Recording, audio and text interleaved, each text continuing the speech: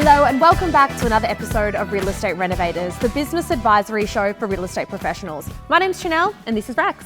How are you, Chanell? I am excellent, Rexy. Really good. How are you? I'm good. I'm really good. Are you looking forward to today? Absolutely. We've got some great guests that I'm sure you're about to let everyone know about. Am I doing the intro? You are doing the intro. I didn't know I was doing the intro. Harcourts is the second largest franchise in Victoria. In Australia. And in Victoria, we've got a new leadership group that's come through. We had the previous CEO with us last season, I think it was last season, Tony, but we've had a change of course and we've got the CEO and the BDM at Harcourts Victoria. Would you like to introduce them? Absolutely. Fabian Sanelli and Mr. Adam Fiteni. How are you guys? Very well. How are you? Thanks for having us. Fantastic. Thanks for joining us. Where do we start? It's a big move. It is a big move. How have you found it so far? I'll go. You can go. No, I start first. You go. Just because I was the first one to jump on before Yep. I got in. Did you hire him? I did You hire did. him. He rang me for a job, so I reckon you rang me. yeah, I did ring you. Look, a massive transition for me, obviously coming from that auctioneering background, running my auction business.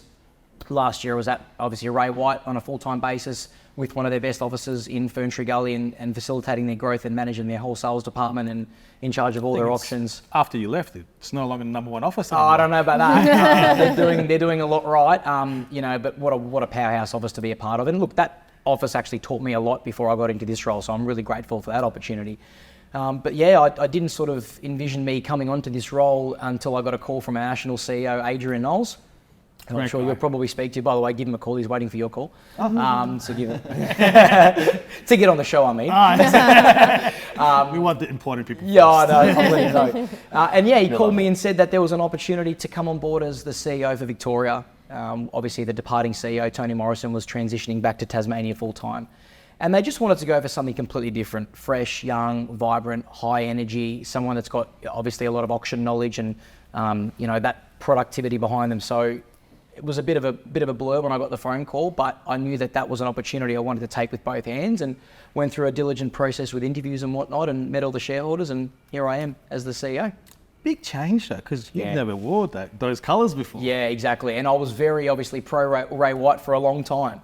But I look better in blue, that's for sure. And it's a great decision I think I've made, and even just speaking regularly with not only my team but the network, you can clearly see that the culture we've got at Harcourts is something to be very proud of, and it's already having an impact on my family. So it's a wise decision I've made and the correct one, definitely. Ah, fabulous. And how did you jump on? So Fabian and I obviously worked together at EYS Auctions when you had the business. EYS, we still got the business, but I worked there as an auctioneer for a number of years, and then went out on my own as my own auction business.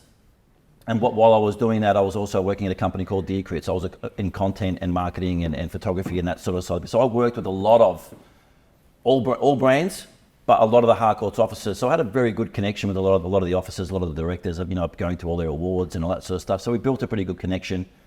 But my time at Deercrit was coming to an end. I'd sort of given it all I could give. I'm very much around progression in my roles, and I was sort of at a bit of a standstill in that role. So I was looking for that next step.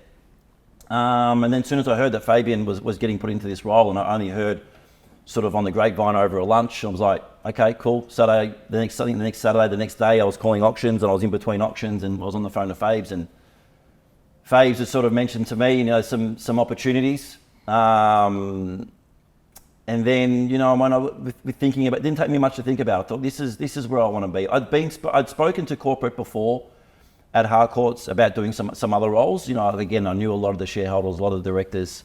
Great shareholders, Great business. And it was really nice that they'd thrown my name around some other roles, which that I'd heard, and it just wasn't the right timing for me.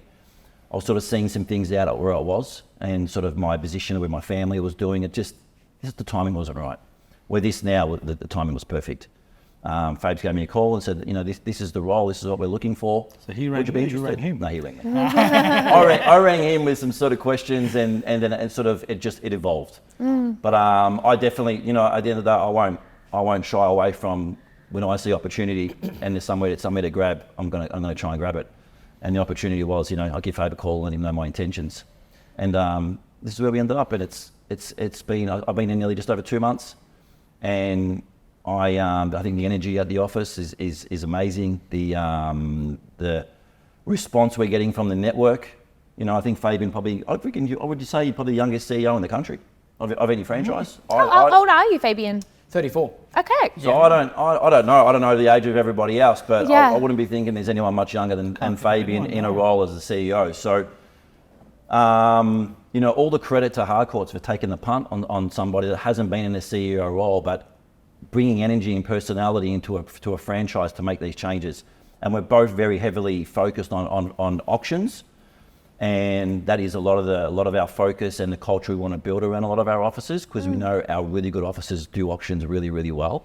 As you work with, we know and met a lot of them, and that's our vision, and it's been great. You guys mentioned when we were talking about how we're going to structure this episode that it wasn't all sunshine and rainbows when you first stepped into corporate. Yep. What challenges were you facing? Oh, look, there was definitely some, challenges around, potentially personnel. We wanted to have a different culture. We didn't have a great auction culture as well. A lot of the network was, it was getting divided at times, and there was something that needed to be brought in as a fresh change to get the connection back, the engagement back. It was always there, right? It just, what happens is I think every network, every company goes through peaks and troughs where there's always disconnect and a lack of engagement every now and then with stalemates, or, the leadership team has been there for so long that it just organically, it changes over time. So I think the great thing about Harcourts is they saw that, and they saw that it was time for a change. And it wasn't just, and I'm under no illusions that I'm going to come in as the leader of the network and I'm going to make, drastic changes and things happen overnight. I need to bring with me the team that I want. And, it was a no-brainer for me to bring Adam on as my first acquisition in the corporate team when that BDM role opened up. There's no surprises that Adam and I are good friends, but he's also helped me build my auction business with, today, which is still the number one auction business in Victoria. I couldn't have done that without Adam. So I knew what he was capable of. And the way he builds connection and rapport, I wanted that for the network. That's what I needed. It wasn't just about me doing it. I needed someone by my side to do it. And we have a bit of a joke all the time that the CEO role was a bit of a tandem role. We split it up together 50-50, where he handles internal growth and I handle external growth. And I think at the moment it's a great setup. It's only been 5 months, but we seem to be doing a lot right, I think. Very interesting dynamic. We've never had a two-part CEO before. No, just it's a great quietly way on to that. handle it as well. I've just never, sorry to interrupt you, Rexy, but a CEO is typically one person running an entire franchise, but you've got marketing experience as well, that background in marketing, auctioneering. Yep.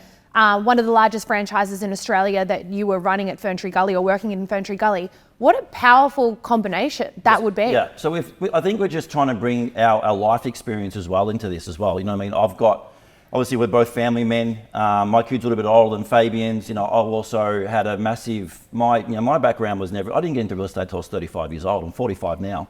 But I didn't get into real estate until I was 35 years old. I ran restaurants for 20 years. I owned restaurants, and that's what I did. So I manage people very, very well. That's a really, really, I think, attribute that I have, that I get along very well with people, but I can manage their expectations very well. But customer service to me, Real estate agents are very unique people, though. They are very unique. But I also feel that you strip them back. They're just people. Because I think the real estate industry gets complicated a lot, and they put all this fluff around it when it doesn't need to be that. So I'm a massive advocate for just some good old-fashioned customer service. Good old-fashioned service, not just for them to their clients, but for us to them. Because they're officers, they're our clients. Every single one of our franchises, they're our partners. We want to see them succeed, but let's just treat them like people before the business partner, before the owner. What are you doing to make money? No, what are you doing to better your life? What are you doing to feel better in your business? Because once they get that right, the people around them in their office, that thrives as well. So that sort of culture. So my background was in hospitality, and then I sold, and I was a sales agent for a while too, before joining my last job at Deercrit. So we both bring that sort of, and he's got a marketing background. Because as you see, ever since Fabian's come on board, our social media has really changed as well, right? So and your videos. Socials, constant. Yeah. So CEO. Yeah. It's a very big refresh for the brand from what I'm seeing as an outsider looking definitely. in. And that's what I think not only did they need, but if we were to come in here and do the same thing that was being done, why change? Why just keep on doing what you're doing? But I think we want to have that vision of bringing that network together. We want a lot more collaboration. It's, as you know, you work with a lot of franchises. You could have offices next door to each other that they might not talk to each other, or they might, we will, and that's going to happen, and it does happen. And sometimes it's inevitable that it is going to happen, but we will do what we can to sort of help amalgamate the offices, to bring them all together, to be able to lean on. Because why do people join a franchise? For the power of the franchise. And if you're not tapping into that power with the people that are in the offices next to you, like, what's the point? And this is not to say, and this is not to say that what was happening before wasn't right or it wasn't working. Yeah. It was. It's just every now and then when the industry evolves, because that's what happens. Every industry evolves. There's new things that come into play. There's a different direction and vision that the greater network want in order for that franchise to continue to grow. So, Tony Morrison, what a wonderful job he did, running Victoria. Exactly right. And Tasmania. And Tasmania too. Like, that's incredible. So, it's not that he wasn't doing great. He was an incredible CEO. I look up to him and we speak regularly. I actually ask him for feedback and advice on a lot of things in my role. And he's been a great mentor to me in the last 5 months. But, every now and then there's just a different refresh that needs to happen. Happens in every industry, every company. And I guess Adam and I just found ourselves in the roles at the right time. I think the world is changing a little bit too, though, right, guys? Like, if we're looking at modern day recruitment, it's social media. Yeah. If we're looking at modern day business marketing, it's social media. We're it's almost trying TikTok, to tell our it's business Instagram. owners, your letterbox shops are one thing, but let's really focus on your digital. Correct. Let's get your socials up and running. And Adam mentioned that our refresh from a socials perspective is looking great. And I've got my social media manager who I used in my business to come on board to Harcourts. And she's now going out to all our offices and strategizing with them around how they can grow and recruit. And the focus for her and us is how we're going to build retention and how we're going to build growth. And it starts with great marketing. And I don't think we had a great marketing before. Now we're building. It's not there yet. We've got a long way to go. We've already grown 511% from an engagement point of view since January. So there's no sign of slowing down, but we've got to maintain that momentum now. And how, like, you've got two auctioneers in Victoria's auction state of the world, I suppose, taking on this role. What's the feedback been? Because it's never easy coming into a new role. And it's a very different, we love Tony. I think what Tony's done. Yeah. Oh, Tony's definitely set us up for success. Yeah, absolutely. But it's very different to Victoria's. Yeah. It's different relationships. Yeah, and your fresh approach of auctions is very different to what other franchises have done and still do. Yeah. What's the feedback been like? What's the engagement been like? Really good. It's been, I guess, at times probably challenging as well. Like, definitely. we go out to offices and we're really pushing for auctions, and we get a lot of pushback still because a lot of offices, this is not just Harcourts, I think around Australia and Melbourne as well, like, you'll get offices in their core areas that'll say auctions just don't work in our area. So the biggest challenge for Adam and myself now is to change the mindset. And we know what we need to do. We know how we're going to build that auction culture and change the mindset, but we've got to start there and we've got to explain the benefits behind auctions. I mean, when I hear someone tell me auctions don't work, I have to hold back because I've called 7,000 auctions in the last 7 years, and a lot of those areas weren't auction-oriented areas, and they do work. We've just got to explain the benefits and successes around these stories for them to actually go, yep, it makes sense. And Your two largest offices are biggest auction Well, offices. Yeah. it's no surprise, right? Auction breeds success and results. And they are a benchmark, but it's not just about, this will take time. This is not something that's going to happen overnight, because you can't sell the process if you don't believe in it. So for them to sit in the lounge room and talk to those vendors, if they don't truly believe in that process, they're not going to get it across and be able to sell it, Is right? it fear by them? It is Because fear. they don't want to call auctions? It's not about calling, it's the fear of not selling, not showing up. It's change, though. There's the fear of change, So it's not about us pushing an auction culture for us to be the auctioneers on Saturday and knock it down. It's got nothing to do with that. It's got to do with allowing the auction process to do what it's meant to do throughout that 4 weeks of the campaign. For you, for your brand, for meeting people, for education of the vendor, for education of the buyers coming to that home. So it's adapting to that process, not just the big auction day on Saturday. How do you use that process? So it is a mindset thing, and it is a fear. It is a fear because you can hide behind a private sale and get the deal done and not have to but because auctions can take a bit of work. They take a bit more work, a lot more communication. Between yourself, vendor, and so on. Promoting your office. Branding. More than anything Profile, else, of I course. think. Yeah, and if when I hear, an office says this is not the right area, they're perfect areas to do auctions, Exactly. in my opinion, because you don't have competition. Spot on. Pointing yourself out, but there's a lot of backlash I can only imagine. There's always going to be backlash, and it's just about, I love that though, like, it gives us an opportunity to change what we want to change in, not just Harcourts, but I guess we want to create this vibe, this culture where we've set ourselves a bit of an audacious goal, but that is to be the number one auction. That's to be the number one auction brand in Victoria. Where are you sitting at the moment? Oh, we're not quite there yet. Yeah, I think it's close? pretty obvious. Ray White, obviously, they've done a great job in building that auction culture over so many years and so many powerhouse auction officers. But, I'll say this, I think a lot of those officers got there with using, great auctioneers on board and understanding the process and having great performance coaches. We've now got that. I mean, our performance coach, Warren Tate, is, in my opinion, the best in the country. He was my first auction coach. So to now be reunited with him 10 years later in this space at Harcourts Corporate, where we both breathe the same energy, and Adam on board as well, like you've got an auction office, an auction corporate headquarters, we're just now going to filter through to our offices. And a lot of our systems has been where we're using Warren. So Warren, so where I go in and sit with the directors and give them this vision of where it's going to be, and then Warren comes in as the new person and then runs the training, runs the, the processes on how to get them. What it might be auctions, it might be data, whatever it may be. But Warren Tate is in our offices, most offices probably once a month. As in, he's a world-class speaker, a best-selling author, been in the industry for 30 years. Yeah. Very fit man too. Fit man, yeah, he trains hard. We wanted to auction him off at our annual awards, but that didn't go down too well. Auction someone off, Rex, does that sound familiar to you? Adam's next in line. That's definitely not happening. City with his singer these days. But Warren is like having an in-house performance coach like Warren, and giving that to like you said, people join a franchise. So what am I going to get? Yeah, they're getting access to one of the best. They're getting access to a training program that's run on a monthly basis, or you could have it monthly. You can have it however often you want to have it. One-on-ones, group sessions.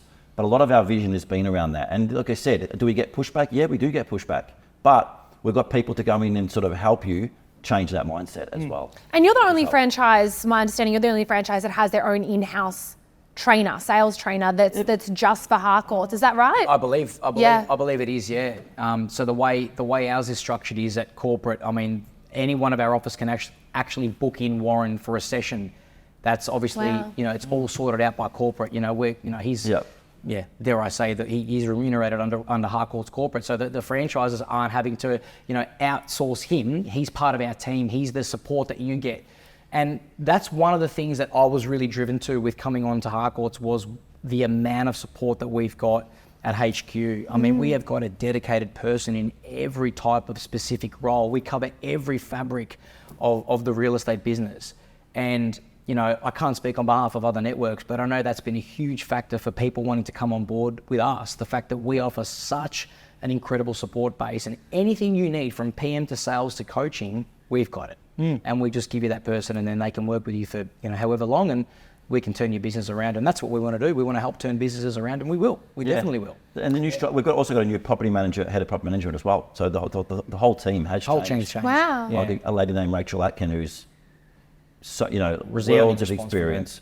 Yeah. And the response that she's getting in network is second to none. We're very lucky. She's an AREC speaker, so she's coming on board, and her training is just methodical, and she's so systematic, and she's process driven, and she'll go in there and she'll be able to tell a business how to grow a rent roll like that. And she's just getting, the responses from her at the moment have just been incredible. So, slightly more of a personal question, Fabian. 34 years old. Yes. One of the youngest CEOs, potentially the youngest real estate CEO. Yep. In Australia. Yeah.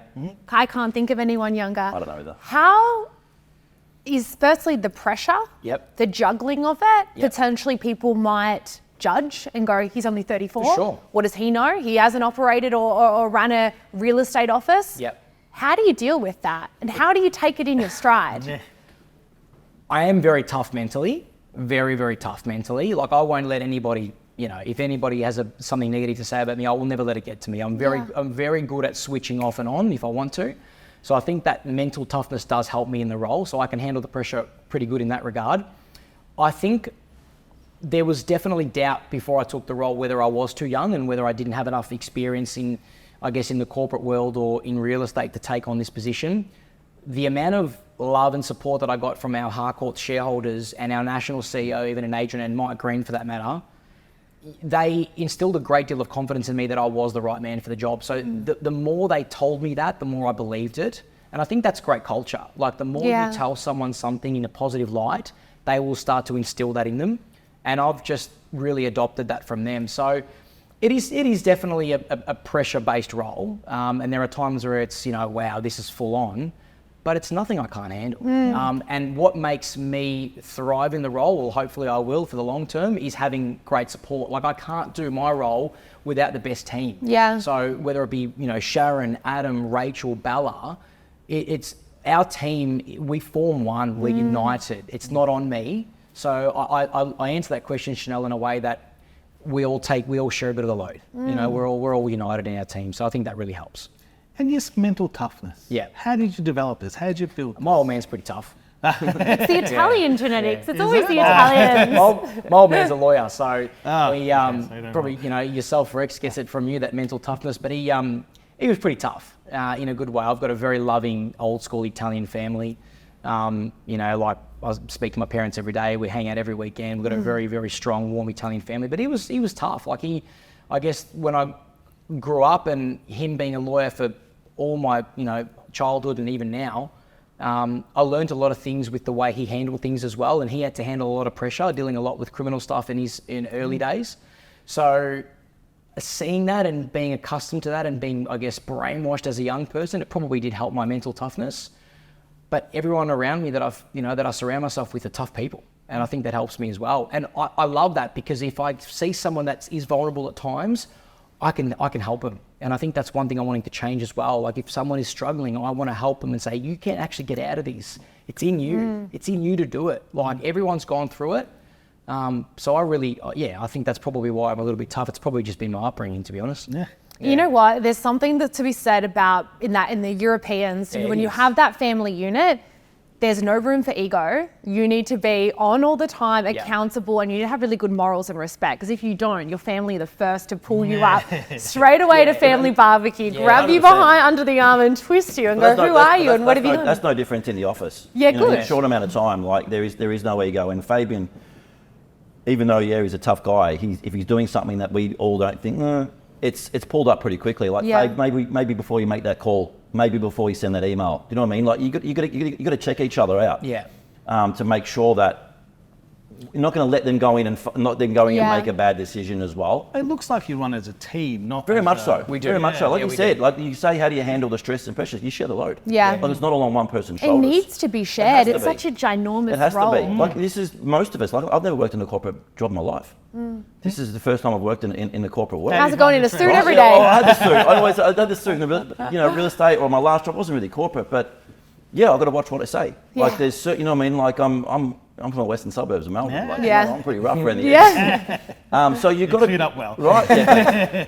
So you've got to, you know what I mean? You've got to change the way you speak. You've got to alter the tone. Because my kids always say it's not what you say, it's how you say it. Yeah.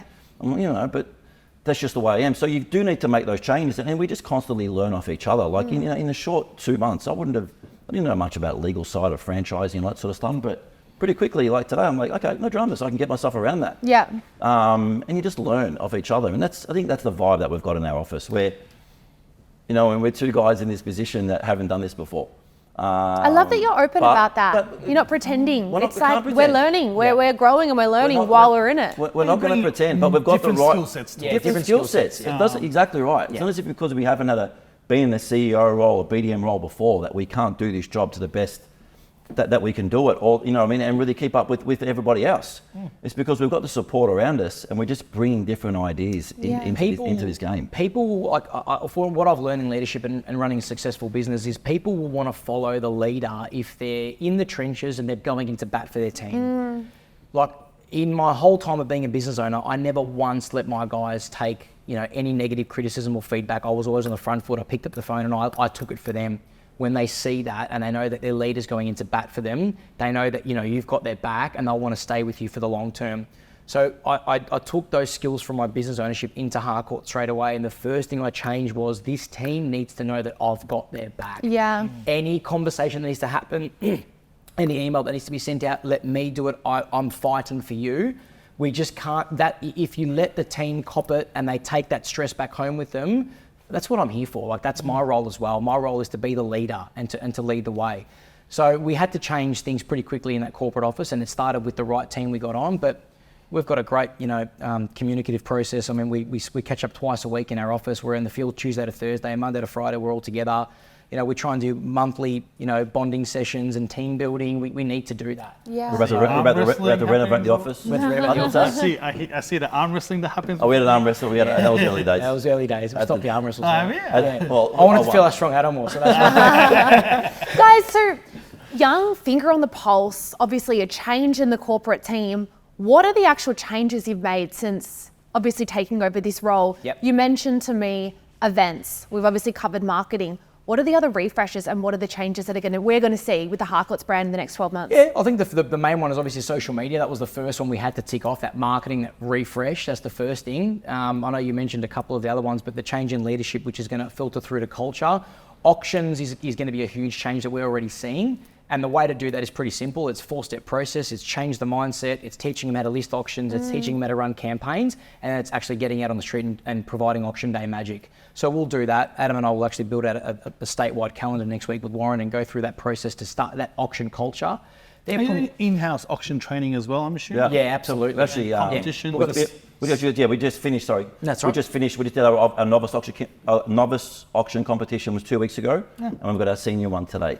So Warren's also, obviously a accredited auctioneer and coach. Yeah. He's our chief auctioneer at corporate. But the corporate teams never also had, before us, had corporate auctioneers. Harcourts has never had corporate auctioneers. They now have access to 3 of us. Fabian probably won't call as much as probably myself and Warren.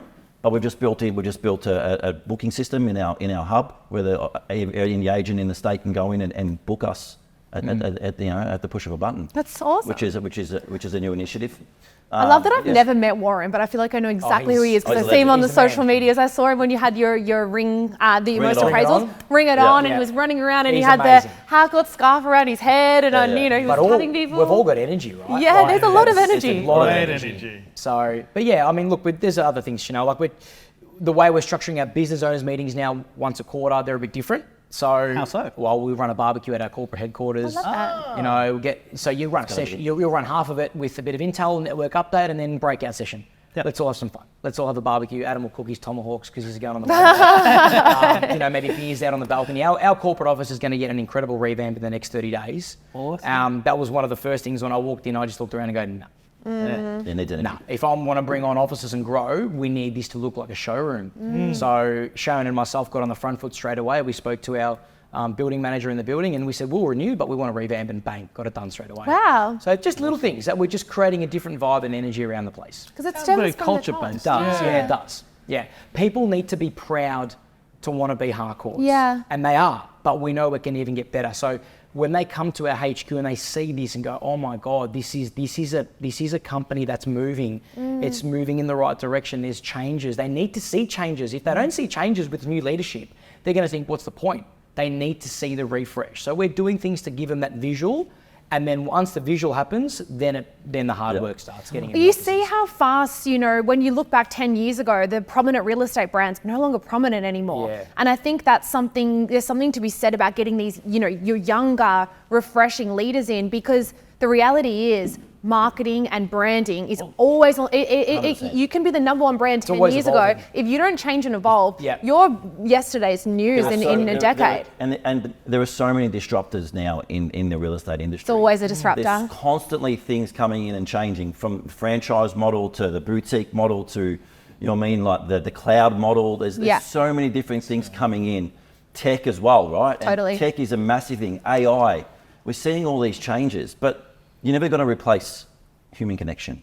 And that's what I think it's about. It's about, yes, we're bringing this new young energy, but also get back to the basics. Yeah. Get back to the basics of what real estate really is. You know what I mean? And how you can grow your business by doing the 1%ers consistently. Yeah. How can you just make those little changes from us to the directors, to all the agents that we have, out in the field? How can you make those little changes? Don't let those disruptors change the way you are. Accept them, work with them, the tech, the AI, bring it all into your business, but don't lose that. And just on the disruptors quickly, like during COVID, which was a tough time for everyone, especially with auction businesses where, you've only got a handful of online auctions, no one could afford to do any more social advertising, marketing, whatever cash flow I had in the business, I invested straight into marketing. So whatever no one else did, I did. So I went the complete reverse. So I spent about 50 grand in advertising during COVID because I knew that I needed to stay relevant Yeah. So because I stayed relevant, that propelled us when we got out of lockdown. So you can't let those disruptors stop you. That's when you've 100%. actually got to go hard.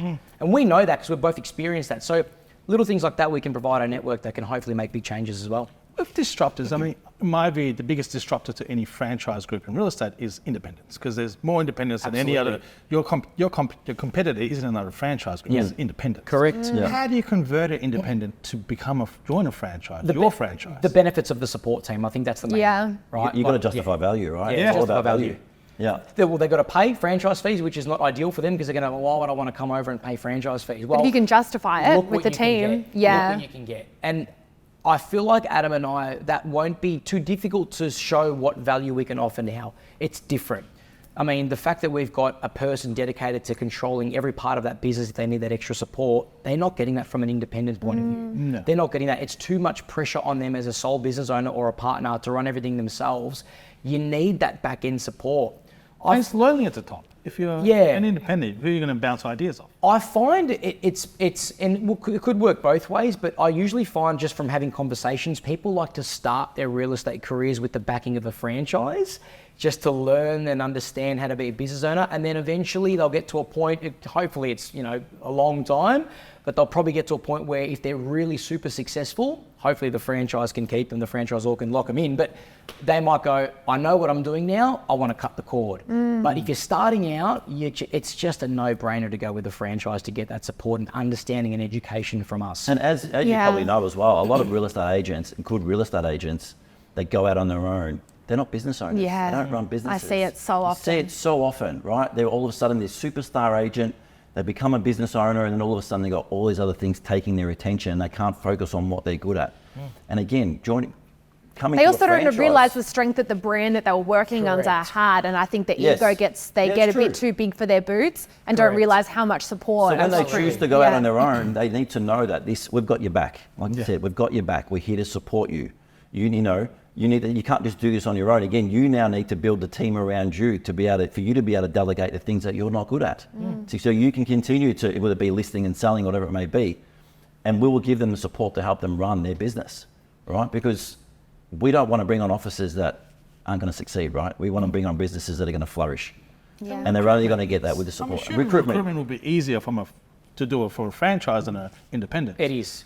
It is. You can sell a lot. You can sell the value a lot more. Definitely. I recently pulled out a high grossing agent out of a non-franchise business and placed them with a franchise business. Yeah. And the initial conversation I had with them was, I love working for this independent. I obviously won't name names. Yeah. We sat down, this went on for about a month before I could manage to get this person in front of a director. And it's been a couple of months now that she's been with the brand and had no idea what support. Yeah. I think tech was number one, the technology, just had no idea how much and what impact tech can have, especially when there's behind the scenes AI and whatnot that can help generate appraisals and leads. The training and support from a corporate team, what that actually did to help with improving auctioneering skills. It was just people in independence sometimes don't know the extent of the support that a franchise can offer them. That being said, it's not for everybody, but when you're a agent hitting X amount, but you could get to there, I feel like that gap in there is potentially franchise support. The awards perspective as well is quite recognition. powerful. I wouldn't know, guys. I wasn't invited. Oh, yeah, sorry. I told Adam to sort the invite out. Just the recognition is massive. Especially when you're a young agent, you want to thrive in the real estate career. You want to feel that, that I'm winning awards, I'm doing something great. You want to be recognised by You guys do more awards than you can do quarterly awards. Most others do quarterly, an annual award. Yeah. You guys do it. We've got our annuals coming up next week, which will be a big night. Auctioning Adam off, as I said. We tried. Look, I've been to these quarterly awards before, guys, and I've had the privilege of working internal with the Harcourts network for a period of time before I started my business. And when I go to those quarterly awards, you see the buzz in the office for weeks afterwards. Yeah. And to know that they're quarterly, it's something for everyone to look forward to. Yeah. And the recognition of winning an award or striving to get an award, you see how that momentum spreads throughout the office. It's really joyous. Yeah, it is. And if we're trying to bring people on to join Harcourts, we invite them to our events so they can see the camaraderie and the connection and the engagement. That is a huge recruitment tool for us. You need to come and feel our culture for you to want to be a part of it. So, yeah, maybe we've got to invite a few more people down to next Saturday night, mate. Apparently, guys. Apparently. Awesome. And we've got our producer behind the scenes going, it's time. But I feel like we could talk for, I mean, the two of you together, two incredible minds, such a band, Such great energy. Yeah, you can feel it. It's really refreshing. Both of you coming together and the things that you're doing with the Harcourts brand. It sounds like it's going to be a really exciting 12 months. Watch this space. Yeah, watch this We space. definitely will. Thank you, guys. Thanks for having us. Thank you, guys. Appreciate it. We'll see you on the next episode of Real Estate Renovators.